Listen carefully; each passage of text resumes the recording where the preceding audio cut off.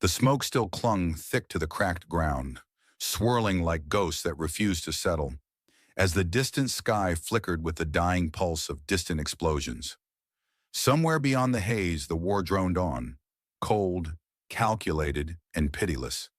But here, in this small crater littered with shards of shattered machines and twisted metal, something far less heroic unfolded. A woman with ears longer than the usual human, those pale, delicate appendages, twitching ever so slightly, lay still, her body refusing to obey. The battlefield had moved on without her, a casualty not just of the war, but of the harsh judgment of her own kind. The Arisians had no patience for weakness, especially when victory demanded speed and strength. She was a weight, a burden, a liability, as one officer had sneered before disappearing into the smoke, like a ghost with no intention of returning. The words echoed in her mind. Liability. She hated that word, especially because it came with a finality that made hope seem like a cruel joke. And yet, as she lay there, the cold creeping into her bones, she refused to let the last of her light flicker out. She heard footsteps, uneven but determined, crunching on the debris-strewn earth. A human soldier appeared, unmistakably human, even from a distance. His armor was scratched, his helmet scuffed, but it was his grin, one part stubborn defiance and two parts sheer exhaustion, that caught her off guard. His eyes, sharp despite the dirt and fatigue, scanned the area with a mix of caution and on something else. Pity, curiosity, neither seemed to fit. "You don't look like you belong to the Abandon the Wounded Club," he muttered, kneeling beside her with a grunt that sounded suspiciously like it had swallowed a rusty bolt. His voice had a rough warmth, the kind you didn't expect from someone who'd probably seen more death than jokes in his lifetime. "What's your name anyway, if you have one worth saving?" She tried to answer, but the words tangled in her throat. Long ears twitched nervously, the only visible sign of life she could offer. The human soldier sighed, shook his head, and without much ceremony, bent down and scooped her up in his arms. She expected the usual complaints, the groans from those who saw her as dead weight, but none came. Instead, the faintest smile tugged at the corners of his mouth. "Well, guess you're stuck with me," he said. "Name's Rafe, and if anyone asks, you're the long-eared disaster. Hey, it's better than liability, right?" His attempt at humor was awkward but genuine. She wanted to laugh but found only a dry cough. The absurdity of being nicknamed something so ridiculous in a moment so grim was a strange comfort. As Rafe carried her away from the battlefield's edge, he stumbled over a piece of metal and nearly dropped her, muttering curses in his native tongue. "Stupid gravity," he grumbled, "always working against me." The pair moved through the wreckage, dodging broken droids sparking with residual energy and patches of toxic gas that hissed like angry serpents. Rafe's suit interface beeped intermittently, scanning for threats and sending updates to some unseen command center. But here amid the ruins, the war felt momentarily distant, replaced by an awkward dance of survival and reluctant companionship. "So," Rafe said, breaking the silence that had settled like a shroud, "you paralyzed, huh? That must make things tricky. How do you even fight a war like that?" She met his gaze, eyes wide with something like disbelief or maybe cautious hope. His question wasn't cruel, it was practical, tinged with that strange mix of bluntness and curiosity humans seem to favor. She wanted to tell him about the malfunction that had left her body frozen, about the battlefield ambush that had torn her world apart, but words felt fragile. Rafe chuckled, the sound rough but contagious. "Don't worry, I'm not expecting you to join the front lines anytime soon. Besides, someone's got to make sure I don't trip over my own feet while playing hero." They shared a moment of laughter that cracked the tension wide open, as if the absurdity of their situation was a bridge between two very different lives. The humans' jokes were awkward, but they were also a lifeline in a sea of despair. The sky above was a jagged canvas of stars blinking through the smoke. Somewhere far away, the hum of starships patrolling the sector buzzed like restless insects. The war might rage on, but here, in this improbable pocket of silence and stubborn hope, something new was beginning. A bond forged not by duty or alliance, but by choice, an unspoken promise that neither of them would let the other fall. Rafe adjusted his grip as she shifted slightly in his arms, her ears brushing against his chest plate. You know, he said, if anyone asks, I carried a paralyzed alien woman out of a war zone. Sounds like the start of a bad joke, doesn't it? She didn't answer, but the faint twitch of her ears was all the reply he needed. A bad joke, maybe, but one they'd tell again and again. Because sometimes the best stories were born in the most unlikely moments, carried gently on the shoulders of a stubborn human who refused to leave anyone behind. The shuttle's interior smelled faintly of recycled air and burnt coffee, a scent that Rafe swore was the universe's cruel joke on long-haul travelers. He juggled the controls with one hand while keeping the other steady under the woman's back as she shifted uncomfortably in the cramped seat. She didn't speak much, but her long ears twitched in rhythm with the shuttle's hum, as if absorbing every vibration, like an antenna for alien static. Rafe glanced sideways, raising an eyebrow. You okay, or are you just trying to figure out how to roast me telepathically through those ears? A weak smile flickered across her lips, and she tilted her head just enough for the tips of her ears to brush against his arm. Not yet, she murmured, voice soft but dry enough to remind him that sarcasm was universal. Though I'm considering it. Rafe chuckled, relieved to find something familiar amid the alien silence. He'd learned early in the war that humor was as essential as any weapon, sometimes more so. It kept the darkness at bay. Good. You should know I'm terrible at telepathy anyway. I mostly hear static and old commercials for Star Insurance. She raised one eyebrow, which was an impressive feat given her condition. Star Insurance? You mean like protect your ship from asteroid collisions and space pirates? Call Galactic Shield today. Exactly. They even have a package for alien-related damages, Rafe said, grinning, but no plan covers carrying around a long-eared disaster. He gave her a teasing wink. That's premium material.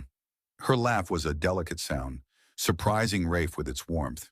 He shifted in his seat to face her more directly, careful not to jostle her. So, what do you remember? Before the incident? She hesitated, fingers twitching just slightly against her lap.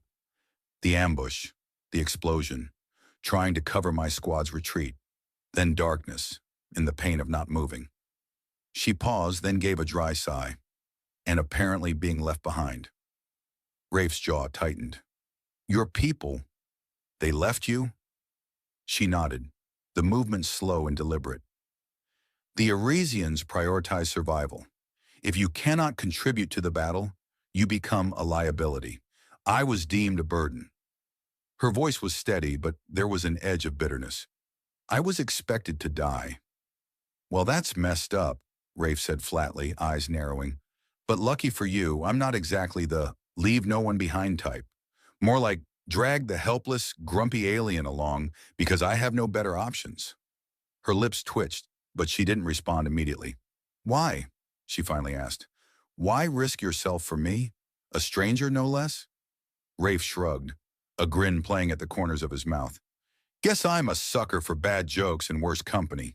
Plus, someone's got to remind me why I'm fighting this war without turning into a cold-hearted robot. She studied him for a long moment, then said quietly, You're not like the others.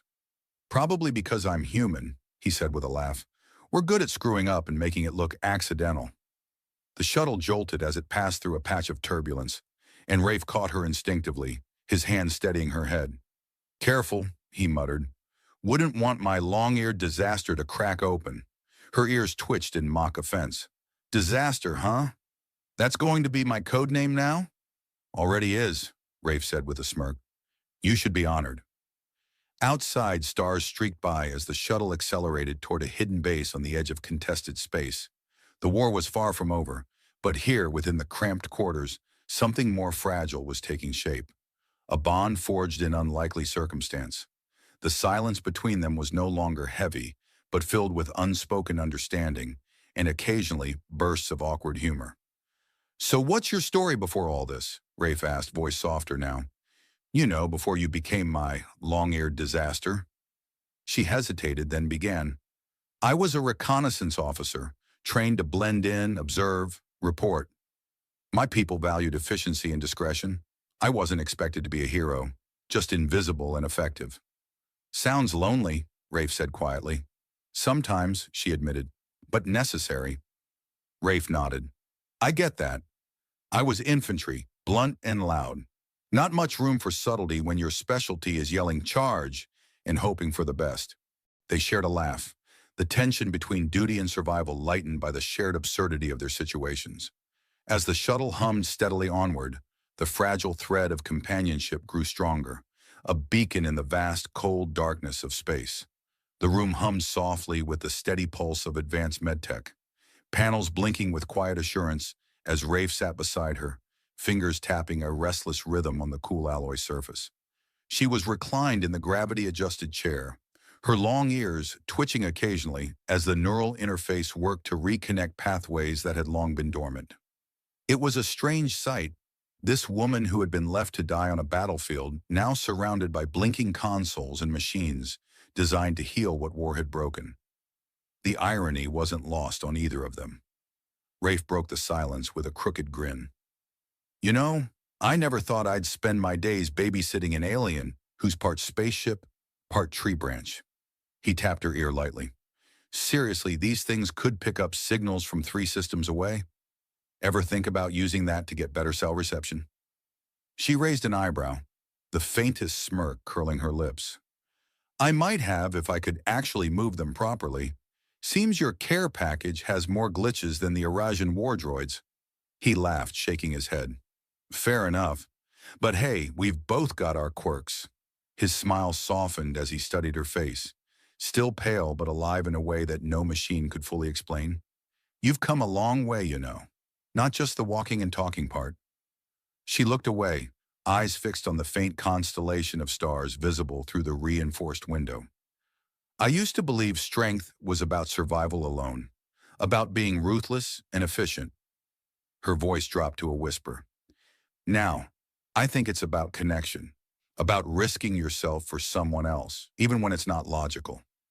Rafe nodded, his hands folded loosely in his lap. That's the human condition. Illogical, stubborn, but somehow it works. They had come a long way from the battlefield where he'd first lifted her, defying his own orders and the disdain of those around him.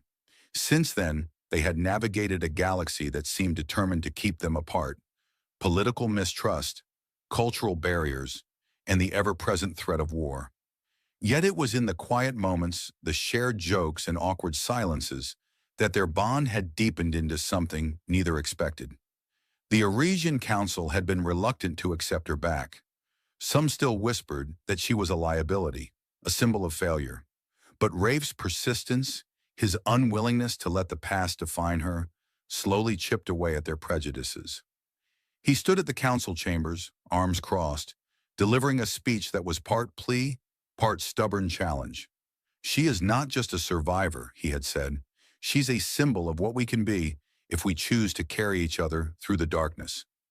And the council had listened, not because they had a choice, but because they had no other option if they wanted to survive the shifting alliances and threats looming beyond the stars.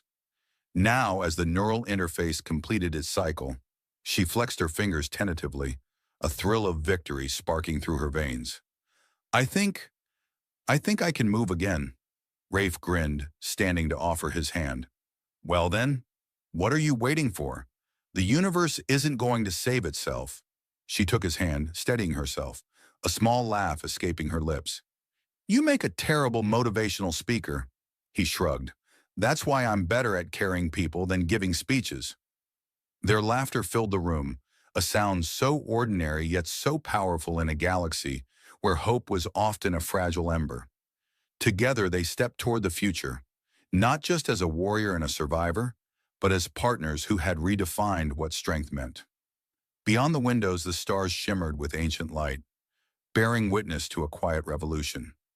No longer burden or liability, she was a beacon, proof that even in the cold vastness of space, connection could carry the weight of worlds. And with Rafe by her side, the stars themselves seemed a little less distant, a little more within reach.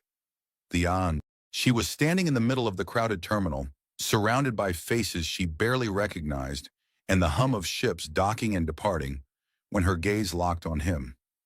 The noise around her blurred, a kind of warbling static, like when a holovid glitches, and suddenly he was the only thing in focus. She blinked once, twice, and her heart played a rhythm she hadn't heard in years. A nervous staccato that felt oddly like a kid caught with stolen synth candy. The man, dressed in the dusty uniform of a human soldier, looked just as surprised to see her. His eyes widened, flicking over her blue-tinged skin and those unmistakably long ears that marked her as something other, something almost alien to the hardened spacefaring human, but also familiar. "Wait a minute," she said, stepping closer with a hesitant smirk. "Aren't you the guy who saved me? Or have I been hallucinating after too many hours in cryosleep?" His lips quirked, a half smile that was part disbelief, part relief. "I was starting to think I'd imagined the whole thing when I woke up with a concussion and a funny accent," he replied, rubbing the back of his neck like a teenager caught cheating in holochess. "The past had a way of sneaking up on you when you least expected it. It wasn't just the war or the blasted years spent fighting on opposite sides of a conflict that had turned entire star systems into graveyards. It was that one moment, carved out of chaos and blood, that had become a secret thread tying them together. Back then, she had been just a child running through the rubble of a ruined village, her people's rebellion flickering like a dying ember. He was a fresh recruit with hands trembling too much to reload a blaster properly, but enough courage to drag her out of a collapsing building. Now, years later, they stood awkwardly in the terminal, trying to piece together who they had become. "You still carry that ancient blaster? I thought we'd all switched to plasma by now," she teased, nodding at the worn weapon slung low on his hip. "Hey, it's vintage," he shot back, "like a fine wine, but with more explosions." Her laugh, bright and unexpected, cut through the tension like a laser through alloy. It was the kind of sound that reminded him of easier times, before orders and politics and betrayals tangled them up like vines on a forgotten world. "So, what brings you to this circus of starships and lost causes?" she asked, folding her arms, ears flicking with curiosity. He shrugged, eyes scanning the crowd as if expecting trouble to jump out from behind a merchant drone. "Apparently someone decided peace talks were more fun when held at the edge of the galaxy.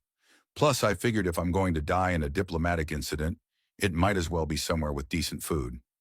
She rolled her eyes, the gesture almost human, and replied, "Well, at least you won't starve here. They've got space tacos that could probably fuel a starship or start an interspecies fight. Either way, entertainment's guaranteed." As they moved through the station's corridors, old habits resurfaced in the form of jokes and teasing, and armor against the awkwardness of reunion. He tried to mimic the way her people's warriors marched, which looked more like a clumsy dance, and she mocked his attempts at their language, throwing in ridiculous idioms that made even passing strangers chuckle. "You say that again, and I'm reporting you for cultural insensitivity," she warned, though her grin betrayed her amusement. Despite the levity, a current of something more serious ran beneath their banter, a quiet acknowledgement of the years lost and the battles fought in silence. When they finally sat in a dim corner of the station's cafe, sharing synthetic beverages that tasted vaguely like hope and disappointment, their conversation grew slower, heavier.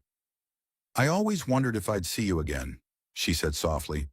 "Honestly, I thought you were just a ghost made up to keep me sane." "Well, I'm real," he replied, "though sometimes I think I'm the one who needs saving."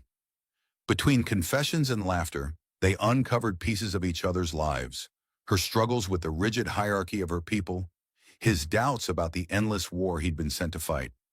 Their dialogue was punctuated by the clatter of machinery and distant calls of merchants hawking exotic goods, a reminder that the universe didn't pause for old wounds. Yet despite the gulf of years and stars between them, a fragile bond began to form, spun from shared memories and a mutual, if reluctant, hope for something better. "You know," he said, standing up to leave, "if we're going to try and change the fate of our worlds, we might need better plans than just awkward reunions and bad jokes." She smiled, long ears twitching, and replied, "Agreed. But every revolution starts somewhere, even if it's with a space taco and a laugh." He wasn't sure what was more surprising, seeing her again after all those years, or realizing just how stubborn she still was. When she called him the guy who saved me during their first awkward encounter, it was as if decades of silence were suddenly punctured by a blaster shot. sharp, unexpected, and impossible to ignore. But as they moved from the busy terminals into the quieter, humming corridors of the station, it became clear this wasn't just a nostalgic reunion. It was the start of a tangled mission neither of them had planned for, with stakes higher than the thin oxygen levels in the station's recycling chambers. "So, you're really here," he said, rubbing his hands together as if warming them by an imaginary fire. "What's next? Do I get drafted into some intergalactic peace committee? Or am I stuck babysitting alien dignitaries?" She smiled, the kind of smile that didn't quite reach her eyes, and replied, "Oh, you'll be babysitting all right. Except the babies are all armed, extremely impatient, and possibly carrying plasma grenades." He laughed, the sound breaking the weight of history that seemed to hover between them. "Great. Just what I wanted." They moved through corridors lined with glowing panels and flickering hollow screens displaying news from war-torn planets and star systems on the brink of collapse. "Remember when all this tech was supposed to make life easier?" she mused, flicking a finger through the air to bring up a map of the sector. "Yeah, and instead it just made war faster and diplomacy harder," he replied, watching as the flashing red dots on the map marked active conflict zones. "Still, I guess someone has to try and patch up the mess. If we don't, who will?" Her long ears twitched as she studied the map, a habit he'd come to associate with deep thought, or brewing sarcasm. "Well, I was hoping it would be someone who doesn't talk so much and actually knows how to fly a starship. Hey, my piloting skills may be rusty, but I can still outmaneuver a death drone on a bad day." She raised an eyebrow. "Sure, if your definition of outmaneuver involves flying in reckless circles and hoping the drone gets confused." Despite the tension, their conversations drifted back to memories, to laughter, and to the strange comfort of shared history. She teased him about his outdated gear, which was less battle-ready and more collector's item, and he mocked her rigid military drills that looked like synchronized dancing to an untrained eye. "You really need to loosen up," he said as they navigated a narrow hallway. "Maybe take a vacation somewhere without laser fire and government secrets." She shook her head, smiling despite herself. "And miss out on all the fun?" "I don't think so. Besides, someone has to remind you humans that not all alien women are here to take over the universe." "Oh, I never thought you were," he joked, "but it's nice to know you're not planning to steal my spaceship either." They found themselves in a cramped briefing room, walls pulsing softly with holographic displays of treaties, battle plans, and diplomatic proposals. "Here's the problem," she said, gesturing to the chaotic data streams. "Our leaders don't want peace, they want power, and as long as that's true, no amount of talking will change a thing." He sighed, running a hand through his hair. "So what do we do? Stand around pretending to be diplomats while the universe burns?" "No," she said, eyes narrowing. "We find the cracks, the small places where hope can sneak in. Like this." She tapped a flashing icon on the map. "A sector controlled by factions tired of war, but too proud to admit it." He nodded slowly. "So we play the long game. Slow, careful, and with a lot of bad jokes to keep us sane." She grinned, the kind of grin that meant trouble was coming. "Exactly. Besides, if we survive this, maybe we'll even write a book. How to save the galaxy without losing your mind." Their plan was far from perfect, riddled with unknowns and dangers lurking just beyond the station's airlocks. But in that moment, between sarcastic remarks and shared glances, something shifted.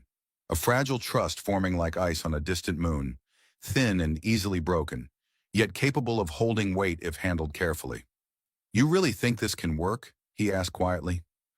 "I don't know," she admitted, "but I do know that sitting here waiting for someone else to fix it isn't an option."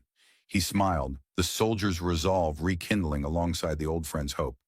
"Then let's get to work, and try not to die before the first meeting." "No promises," she said with a wink, long ears twitching in amusement. "But hey, if we do, at least we'll go out laughing." They stood on the observation deck of the station, watching a fleet of ships dance like fireflies against the endless black of space. The air was thick with anticipation, but neither of them spoke much. Years of war, of loss and silence, had finally led to this fragile moment, one where the possibility of peace flickered like a candle in a storm. She glanced sideways at him, noting the lines etched deeper into his face, the way his hands still twitched with old habits. "You know, she said, voice teasing. For someone who claims to be a soldier, you look surprisingly comfortable doing nothing. He smirked, shaking his head. Says the alien warrior who looks ready to launch into a battle cry at any moment. Battle cries are overrated. I prefer awkward silences and bad jokes. He laughed. Good, I'm full of those. The plan they had forged, a coalition of reluctant factions tired of endless conflict, was hanging by a thread. Negotiations had stretched longer than any of them hoped, and saboteurs lurked in every shadow. Yet despite the pressure, their unlikely alliance had begun to reshape old grudges into cautious cooperation. Remember when we thought peace was just a fantasy? She asked, watching the stars streak by as a transport docked nearby. Yeah, and I thought my blaster was a fashion statement, he quipped, patting the worn weapon at his side. Still is. Their shared humor was a balm, a shield against the cold reality that not everyone wanted the war to end. Their conversations had evolved beyond jokes and memories. She had come to see that diplomacy required more than stubborn resolve. It demanded vulnerability, the courage to admit fears and mistakes. He had learned that heroism wasn't just about saving a life in a moment of chaos, but standing up for hope when hope felt impossible. One evening, as they sifted through reports of ceasefires and skirmishes, she said quietly, I never thought I'd find a friend in the enemy. Funny how life works, he replied. Enemies can be great friends, especially when they keep you on your toes. Then came the crisis, a last-ditch effort by hardliners determined to unravel the fragile peace. A surprise attack on a neutral colony threatened to ignite the war anew.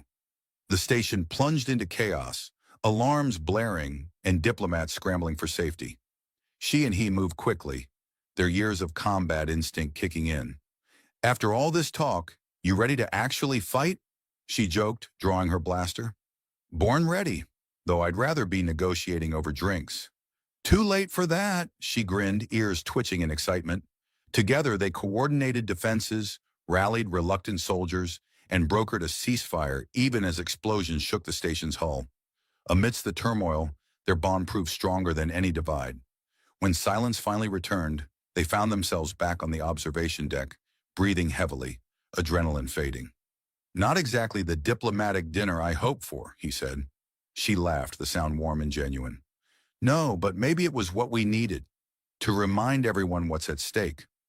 They looked out at the galaxy, a vast expanse filled with stars that seemed both indifferent and watchful. Do you think this peace will last? He asked. I don't know, she admitted, but I do know we've changed something. We've shown that even in the darkest times, trust can grow. And if it doesn't last, then we'll keep trying, together. In that moment, the years of separation, pain, and conflict felt less like wounds and more like the threads of a tapestry, messy, tangled, but ultimately beautiful. She reached out, brushing a stray lock of hair behind her ear, her long ears twitching softly. Thanks for saving me once, she said, and thanks for sticking around. He smiled, a quiet, steady light in the vastness. Maybe next time, you save me. They stood side by side, two unlikely allies bound by memory and hope, ready to face whatever the universe threw their way. The future was uncertain, but for the first time in a long time, it felt possible. They had paused, looked back, and found the courage to move forward, together. The walls of the interrogation chamber pulsed faintly with a bluish hum, as though the ship itself were breathing. Siravial didn't notice. Her eyes were fixed on the file glowing in front of her, its redacted lines more conspicuous than the words that remained. She leaned back, arms folded, and let the ship's vibration settle into her bones. Somewhere deep in the hull, the engine core gave off its rhythmic whine, a noise that had become as familiar as her own heartbeat. Prisoner 717, human, male, approximate age, late 30s. Captured on Arlock 7 during a covert raid. Suspected of high-level infiltration and sabotage. No known affiliations. Refuses to answer standard interrogation prompts. Psychological evaluation. Non-compliant, sarcastic, and possibly unstable. She exhaled slowly. Of course, they always gave her the difficult ones, because she was precise, controlled, unshakable, and, she suspected, because they thought her long ears made her better at listening. The door opened with a hiss, and the guard motioned silently. She followed without a word, her boots echoing down the corridor of the Zareth. The warship was a marvel, alive with humming plasma conduits and surveillance orbs that blinked like lazy insects. But none of it impressed her. She had served aboard more than half the fleet. Protocol was her bloodstream. The cell door slid open, revealing a man sitting cross-legged on the floor, his wrists bound in shimmer cuffs. He looked up at her with an expression that teetered between amusement and exhaustion. "Wow," he said. "They finally sent someone who doesn't look like she chews metal for breakfast." Sierra blinked. "And you are?" "Kalen Doss, human. Possibly unstable, depending on the mood of the last guy who interviewed me." She didn't respond. She activated her wrist console, letting it project a soft blue halo of light across her hand. "Subject? Kalen. You can just call me Kalen, or Handsome. I respond to either." Sierra looked up. "Is this how you usually conduct yourself during interrogations?" "Only when I'm bored, which, lucky for you, is all the time lately." Her face remained expressionless, though something flickered behind her eyes. She crossed the room, standing just out of reach, and crouched to his eye level. "You were captured near a coalition comm relay. 3 security systems were breached. The sentries were neutralized using non-lethal EMP pulses. That's surgical precision, not the work of a drifter." Kalen shrugged. "Maybe I just have really good aim." "You're either extremely talented or extremely lucky." "Or both," he said, smiling. "But modesty forbids me from confirming." She watched him closely. No twitching, no signs of fear, no disassociation, just calm sarcasm and the kind of casual charm that set off red flags in every training manual. "You were humming something when they brought you in," she said. "A tune. I didn't recognize it." He raised an eyebrow. "You heard that?" "Wow. They told me I was unconscious." "You weren't." "Ah." He leaned his head against the cold wall. "It's an old Earth melody, from before the wars. I like to think it annoys you people." "You people?" He grinned. "Sorry, tall, shiny, terrifyingly efficient space elves." "That better?" Sierra didn't react. Not outwardly. Internally, her protocol screamed to end the session, report the defiance, and resume under psychic conditioning measures. But something held her still. "You're not what I expected," she said. "And you're exactly what I expected," Kalen replied. "Cold, beautiful, vaguely threatening. I mean that as a compliment, by the way. You're not here to flirt. Wasn't trying to, just observing. I'm big on observation. That's probably why I'm here, now that I think about it." She stood, walked to the far side of the room. A small console glowed softly, logging every word, every pulse in the air. "I'm not here to torture you," she said. "Good," he said, "because your last guy, Varn, he had the bedside manner of a spiked toaster." "You can make jokes," she said, "or you can tell me the truth. Sometimes they're the same thing." There was silence, a hum from the walls, a distant clang of metal. "Why were you near Arlock 7? Kalen tilted his head. "Do you want the report-friendly version or the real one?" "Start with the real one." He nodded slowly, as if surprised by the permission. "Because someone told me there were kids being trained there. Not soldiers, not targets. Kids. I went in to find out if that was true." "And it was." Sierra blinked, the only sign of disruption in her armor. Arlock 7 was a supply point, a relay hub. Nothing more. At least that's what she'd been told. "You're lying." "Then check the files they won't let you see." She stepped closer. The cuffs shimmered slightly in the air. He looked up at her, not with defiance, but something that bordered on empathy. "How old were you when the first bombing started?" he asked. 5. "Then you don't remember a world without this war." "I remember enough." "Do you remember what it felt like to be rescued?" She froze. A sudden tightness twisted through her stomach, rising up her spine like ice water. "You were in a wreck," he said, his voice quiet now. "A field, near a downed craft. There was fire. You were screaming." Her breath caught in her throat. "Someone pulled you out. You were small, hurt, terrified." "No," she said. "Too quickly, too sharp. You had a pendant, he said, almost whispering. A little silver wing. You clutched it so tightly it cut your hand. She stepped back. That's not in any file, she said. Number it wouldn't be. Kalen looked up at her again, softer now, less guarded. I didn't know who you were until you walked in, but I remembered the eyes. Same anger, same fire, just older. The room swam slightly around her. She didn't sit, couldn't. You're delusional. Maybe, he said, grinning again, or maybe I just have a really good memory. Sierra turned away, her heart pounding, breath shallow. She stared at the wall until it stopped pulsing. That's enough for today, she said. Same time tomorrow? She didn't answer. She walked out of the room. The door hissed shut behind her, and Kalen leaned back against the wall with a sigh. Still got it, he muttered to himself. Sierra sat alone in her quarters, the soft glow of the star charts flickering across the walls, casting, shifting patterns that reminded her of the chaos outside the ship's reinforced hull. The memory of Kalen's words clung to her like a stubborn shadow. The pendant, the fire, the wreck, things she had buried deep beneath layers of discipline and duty. She tapped her long fingers against the edge of the console, scrolling through the encrypted files again, hoping for a crack, a flaw, a confirmation. But the reports were clean, the official logs silent where the truth lurked. Her communicator buzzed sharply, slicing through the quiet. Commander Vale, your presence is requested on the command bridge. With a sigh, she rose and made her way through the corridors, her boots clicking in rhythm with the distant hum of the engines. The bridge was a hive of activity, screens filled with tactical readouts, officers barking orders, and the ever-present buzz of data streams. At the center, her superior, Admiral Nethar, stood rigid, the lines of his face etched by years of war.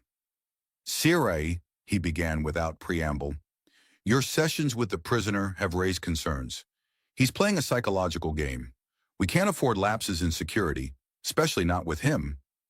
He's not playing, she said quietly. He's telling me things no one else will. Things we don't want to hear, Nethar retorted. You're treading on dangerous ground. Remember your oath. Sierra nodded, but her mind was elsewhere. She returned to the holding chamber where Kalen awaited, the very image of patience in a room designed to erode it. The door slid open, and she stepped inside, catching his amused glance immediately. You look like you just survived a lecture on emotional restraint, he joked. I did, she replied. I might need a drink after this. He chuckled. Terran humor, I like that. It's illegal on most coalition ships, but hey, we all have our guilty pleasures. Sierra pulled up a chair and sat across from him. You said there were kids being trained on Arlock 7. Yeah, I did. His eyes twinkled with a mixture of defiance and something softer. Remorse, maybe. They weren't soldiers. Not really. Just kids dragged into the madness. Why would the coalition risk that, she asked, genuinely puzzled. Power plays, he said simply. Distraction. A way to keep the war machine fueled by fear instead of facts. She frowned. You expect me to believe that? He shrugged. I expect you to look at the files I can't see. Sierra hesitated, then whispered, I tried. Someone's watching. Someone's always watching, Kalen grinned. Welcome to space. Their conversation slipped into a strange rhythm, serious truths punctuated by sarcastic jabs and dry humor.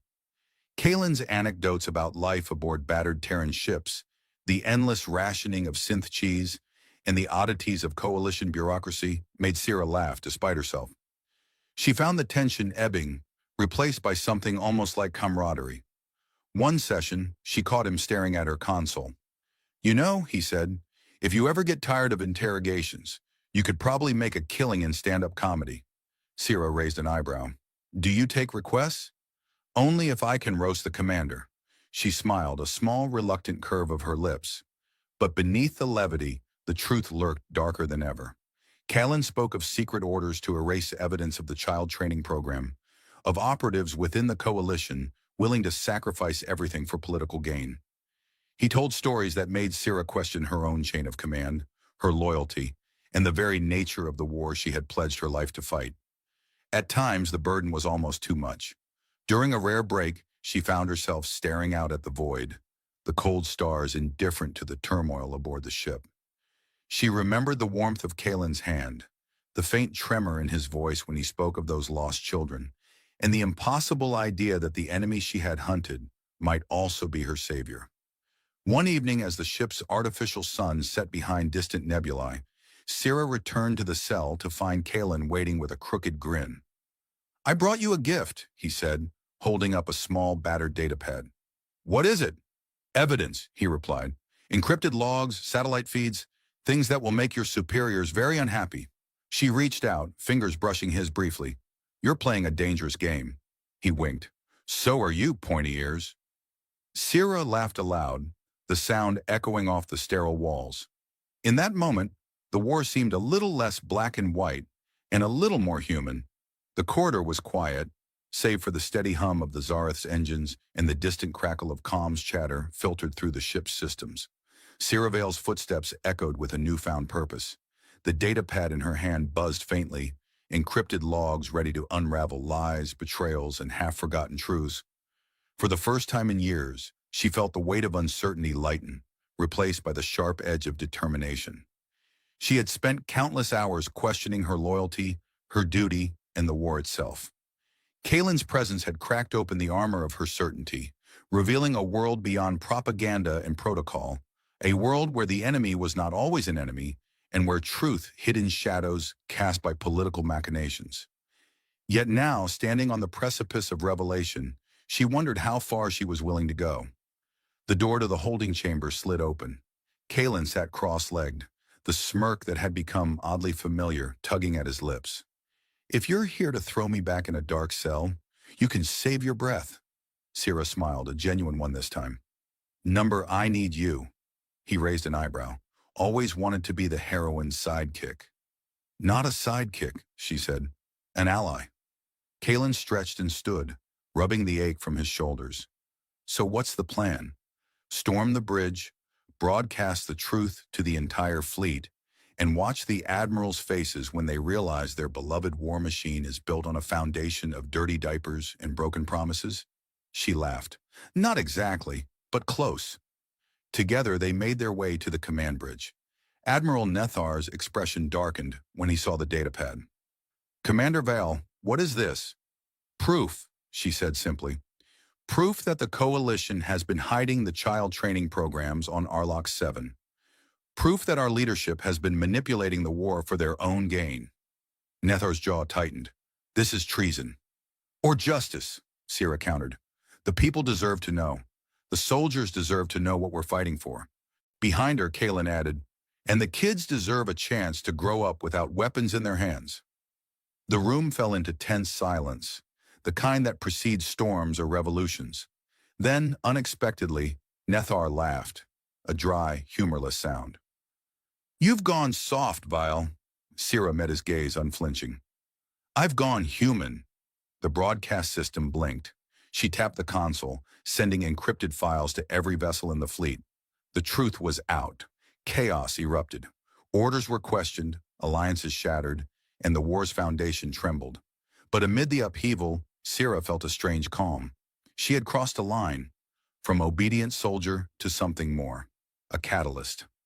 Later, in the quiet aftermath, she found Kalen in the mess hall, sipping recycled coffee with the same reckless grin. "So, did I just get promoted from prisoner to hero?" "Only if you stop calling me pointy ears," she said. He chuckled. "No promises." Their laughter mingled, a small rebellion against the darkness of space and war. Somewhere in the distance, the Zareth hummed steadily, a testament to resilience. Sierra knew the fight was far from over, but now she had a choice. Not just to follow orders, but to shape the future. And for the first time, that future felt like something worth fighting for. The wind tore through the jagged peaks of the moon like a furious beast, rattling the wreckage with a relentless fury that made even the stars shiver. Beneath the shattered hulls of two starships, one human and one alien, the cold seeped in, clutching at the skin like icy fingers determined to claim their prey. She stood motionless, the pale light from the fractured sky casting long shadows across her face. Her ears, long and graceful as ancient blades, twitched against the frigid air, Her breath came in shallow clouds, brittle and fleeting. Pride kept her from admitting that she was beginning to shiver, though every muscle clenched against the cold threatened to betray her. He watched her from behind the remnants of a fallen antenna, arms crossed and teeth clenched against a grimace that tried, and failed, to look intimidating. The frost had painted his cheeks in white streaks, and the bulk of his thermal jacket did little against the merciless bite of this forsaken satellite. His fingers fumbled with a comm unit, broken beyond repair, but it was the cold that gnawed at him most. "You'd think," he muttered, voice rough like gravel sliding down a canyon, "that the galaxy's deadliest queen would have a better survival plan than crash landing on a frozen rock." She turned toward him, eyes dark pools reflecting the shattered stars above, and raised an eyebrow. "And you'd think a human soldier would have better manners than grumbling at a woman who could vaporize your entire fleet." He smirked despite himself. "Maybe, but you've got me out here freezing my toes off. That's got to count for something, right?" She gave a reluctant chuckle that was more breath than sound. "You think this is freezing? You should try surviving a diplomatic summit on Varelia during the methane storms." "Sounds like a blast," he said dryly. "I'll stick to snow and frozen death, thanks." They both knew the absurdity of their situation. Two supposed enemies stranded miles from anywhere, surrounded by nothing but ice and silence. The silence, in fact, was worse than the cold. It pressed against them, thick and oppressive, like an invisible jury watching their every move. Neither wanted to break it first. Pride was a luxury neither could afford, but stubbornness clung like frostbite to their spirits. He shifted on his feet, the crunch of ice loud in the stillness. "Look, Queenie, if you start turning into a popsicle, I'm not going to just stand here and watch. I've got a jacket. It's not made of starlight or ancient Varelian silk, but it'll keep you from looking like a statue." Her eyes narrowed with mock suspicion. "You want to share your human fabric? What is this? Some kind of galactic peace treaty?" He shrugged, stepping out from the antenna's shadow. "Maybe. Or maybe I just don't want to be the guy who lets the enemy freeze to death. Could get complicated in the reports." For a moment she hesitated, her pride battling the gnawing cold that sapped her strength. Then with a sigh that sounded almost like surrender, she allowed him to drape the bulky jacket over her shoulders. It swallowed her frame, a fortress of warmth against the creeping ice. The fabric smelled faintly of gun oil and burnt toast, but it was better than the bitter kiss of the wind. "You're lucky this jacket's big," she said with a crooked smile. "Otherwise, I might suspect you're trying to smother me." He grinned. "Smothering's a bit dramatic, don't you think? Besides, I'd have to get close enough to do that, and I'm not risking frostbite for a queen's wrath." She chuckled, the sound like a crack in the frozen silence. It was surprising how quickly their antagonism began to thaw, replaced by a fragile camaraderie forged in the cold. He offered a hand, rough and calloused, and she took it, not as a prisoner, but as someone who understood the value of warmth. They set to work salvaging what they could from the wreckage, trading sarcastic remarks between shivering hands and aching limbs. "You know," Elias said, holding up a charred circuit board, "if your fleet's idea of advanced tech is frying itself every time it hits a planet's atmosphere, no wonder you ended up here." Serenia shot him a glare that would have melted lesser men. "At least my ships don't run on hot air and bad coffee." He laughed, the sound echoing weirdly in the frozen expanse. "Hey, don't knock bad coffee. It's the fuel that keeps the galaxy moving." Their banter was a shield against the creeping despair, a bridge between two worlds that seemed so far apart, yet were bound by the same desperate need to survive. As the hours dragged on, the wind's howl softened to a mournful whisper, and the stars blinked with cold indifference. At one point, Elias pulled a half-melted ration bar from his pack and waved it like a trophy. "Dinner is served. Gourmet ice mush with a hint of regret." Serenia eyed it suspiciously. "Is that edible?" "Depends how hungry you are," he replied with a grin. "Or how desperate." She took a small bite, grimacing as the flavorless texture dissolved on her tongue. "I suppose this is what they mean by survival of the fittest?" He nudged her with an elbow. "More like survival of the sarcastic." Night crept over the moon with a bitter bite that even the jacket struggled to repel. Their breaths came slower now, mingling in the thin air as they sat side by side, silent but not alone. For all their differences, alien queen, human soldier, The cold had humbled them both, and in that shared vulnerability, trust began to root. Elias broke the silence, voice low and almost conspiratorial. You know, if we make it out of here, you owe me more than a jacket. Maybe a medal or at least a decent cup of coffee. Serenia smiled, the faintest curve of lips betraying a warmth deeper than any fabric. And if we don't? He looked at her, eyes sharp despite the weariness. Then I guess we'll just haunt this frozen moon together. I'll bring the bad coffee. She laughed, a sound that seemed to push back the cold, even if just for a moment. Two enemies, stranded and shivering, had found something neither expected, a flicker of warmth in the endless frost. The days on the frozen moon stretched out in a slow, monotonous crawl, like the endless drip of a leaky valve in the bowels of a starship. Time became a slippery concept, slithering between moments of bitter cold and fleeting warmth, as if the universe itself had pressed pause and forgotten to hit play again. Yet in this vast expanse of ice and silence, two unlikely companions found the space to unravel and rebuild the stories they'd carried across galaxies. Serenia, still swathed in the oversized human jacket that had become her armor against the cold, sat beside Elias on a slab of fractured ice that doubled as their makeshift camp. She was fiddling with a small, sleek device that had survived the crash, a relic of her homeworld's advanced technology that could still emit weak pulses of energy, like a dying heartbeat. Elias watched, curious despite himself. "So that thing's supposed to fix our comms, right?" he asked, rubbing the frost from his fingertips. "Because if it doesn't, I'm going to have to start sending smoke signals, and I'm not sure the Varelians have the right kind of antenna for that." Serenia gave a dry laugh, her breath curling like a soft mist. "Smoke signals? From you, I'd expect fireworks or something equally reckless." He grinned. "I'm full of surprises, mostly bad ones, but surprises nonetheless." She tilted her head, her long ears catching the weak pulse of the device like antennae to a faint song. "This device is more than a comm link. It's a beacon, a call to any nearby allies, or enemies." Her gaze flicked to the distant horizon where shadows played tricks on frozen ridges. Elias narrowed his eyes. "Enemies? Great, because what we need here is a galactic party crashing our ice festival." "You're optimistic," she teased, though the weight of their predicament tightened her throat. The two sat in companionable silence, the only sounds the gentle crackle of the device and the distant whistle of the moon's relentless winds. Elias broke the quiet, voice laced with a teasing edge. "You ever think about how ridiculous it is? Two sworn enemies, stranded on a frozen rock, bonding over bad jokes and nearly inedible ration bars." Serenia raised an eyebrow. "You mean I'm not the only one who finds this ridiculous?" He shook his head with a grin. "Nope, though I have to admit, your brand of sarcasm is slowly growing on me. It's like an exotic spice, sharp, unexpected, and slightly dangerous." Her laugh was soft, a rare warmth that surprised her as much as it did him. "Careful, soldier. Flattery will get you frostbite."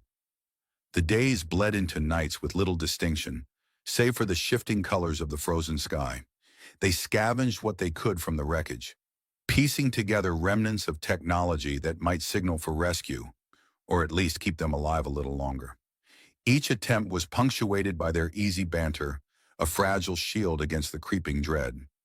One evening, as they huddled near a small fire Elias had managed to spark from salvaged components, Serenia looked at him with an expression he hadn't seen before. Vulnerability wrapped in steel. "Why did you really give me your jacket that first night?" He poked at the fire, sparks flying like tiny stars. "Honestly, I figured if you froze to death, I'd be the most hated man in the quadrant.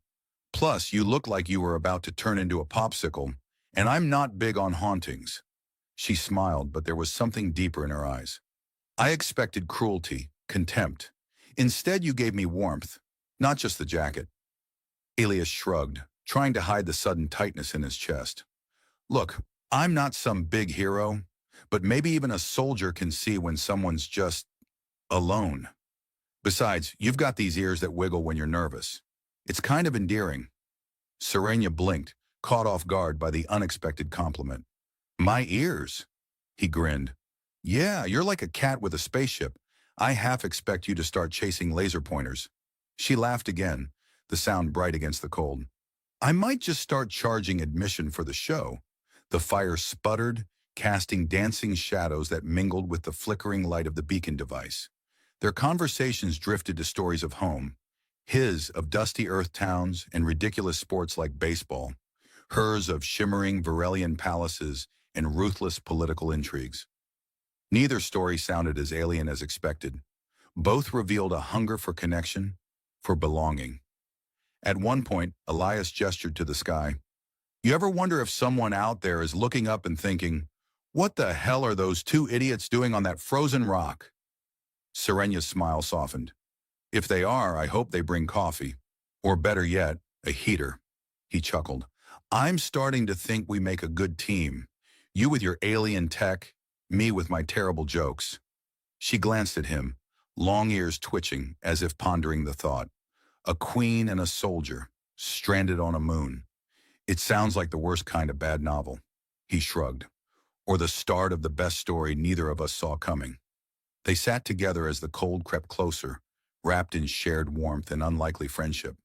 In the void between stars, trust began to seed itself, not in grand gestures or promises, but in the quiet moments where laughter chased away the dark, and two hearts found a rhythm against the endless frost. The ship's arrival was neither grand nor silent, a low thrumming beneath the frozen surface, a crackle of static on the salvaged comm unit, and then the distant, hopeful hum of engines cutting through the moon's icy veil. Elias had been scanning the horizon when the faint pulse became undeniable.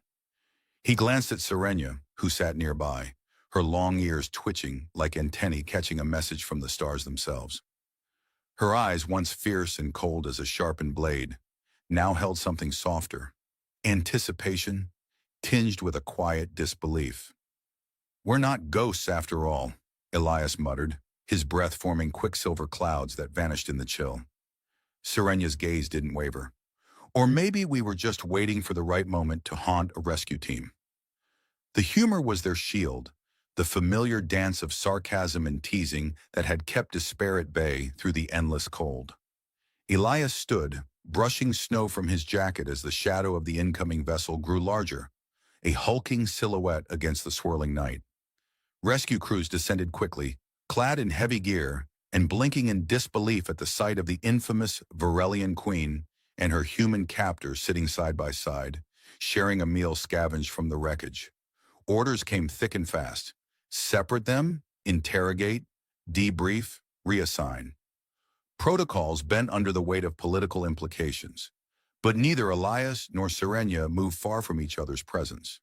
The line between prisoner and soldier had blurred, melted by frost and laughter, now sealed with something neither dared name. In the sterile confines of the medical bay, Elias found himself staring at the bandages wrapped around his arm and the dull ache of wounds that didn't compare to the ones inside. Serenia's own injuries had been treated, but the armor of royalty was slow to come off. When their eyes met across the room, the years of animosity and suspicion seemed less relevant, replaced by an unspoken understanding. "You know," Elias said one evening, voice low as the moonlight filtered through reinforced glass, "I never thought the Queen of the Galaxy would be so human." Serenia raised an eyebrow, the ghost of a smile tugging at her lips. "I'm a lot of things, soldier. Mostly I'm surprised you're not completely insufferable." He laughed. "That's because I've been hanging out with the best company." She shifted, the memory of that first night still fresh, her shivering form wrapped in his jacket, the thin thread of trust weaving between them in the silence. "That jacket," she said softly, "was more than warmth. It was the first kindness I ever received from a human." "And it's not the last," Elias replied, reaching out to brush a stray lock of black hair from her pale face. "Maybe we're both better off for it." Politics tried to pull them apart, but something stronger held firm. Serenia's reputation as an untouchable sovereign was shaken, not by force of arms, but by the quiet power of connection. The galaxy buzzed with rumors, the fearsome queen softened by a human soldier's simple act of compassion. For once, legends didn't need fire or blood to be remembered. They were etched in moments of laughter, shared hardship, and the subtle warmth of a borrowed jacket. When the time came to part, it was with no grand declarations or sweeping gestures, only a promise whispered between two souls who had traversed frost and fury together. Serenia boarded a diplomatic shuttle bound for Virelia, Elias watching from the landing pad, the weight of their journey settling like a new constellation in his chest. As the engines roared to life, she leaned from the hatch, her voice carrying across the cold air. "If you ever want to visit a methane storm, you know where to find me." Elias grinned, the cold no longer biting quite so sharply. "Only if you bring better coffee." The shuttle lifted, disappearing into the stars, but the bond forged on that frozen moon remained, a testament to the unexpected bridges that could be built when enemies dared to share their warmth. And somewhere in the vast silence of space, two hearts beat a little closer, warmed not by crowns or conquests, but by the simple truth that even in the coldest places, kindness could survive and thrive.